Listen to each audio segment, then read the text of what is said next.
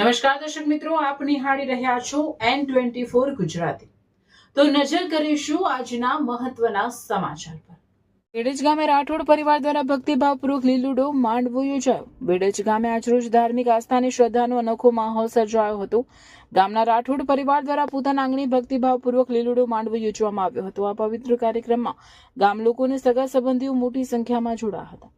રાઠોડ પરિવારના આંગણે શ્રી નાગેશ્વરી માતાજીના માંડવાનું આયોજન દેવેન્દ્રસિંહ રાઠોડ દ્વારા કરવામાં આવ્યું હતું।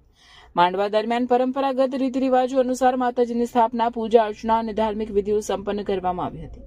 લીલા પાન, નાળિયેર અને ધાર્મિક સામગ્રીથી માંડવો શોભામય બન્યો હતો, જે સમગ્ર વાતાવરણને આધ્યાત્મિક રંગમાં રંગી દીધો હતો।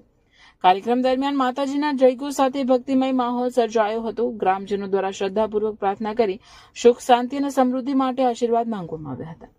આ પાવન પ્રસંગે વિક્રમભાઈ રબારી, સિંગર સિગરોટ તેમજ ભુવાજી ધર્મેન્દ્રસિંહ, સરદારસિંહ રાઠોડ સહિત પરિવારજનો અને ગામ લોકો હાજર રહ્યા હતા।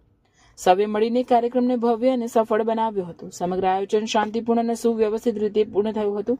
આ ધાર્મિક પ્રસંગે ગામમાં એકતા અને ભાઈચારાનો સંદેશ પણ પ્રસરી ગયો હતો।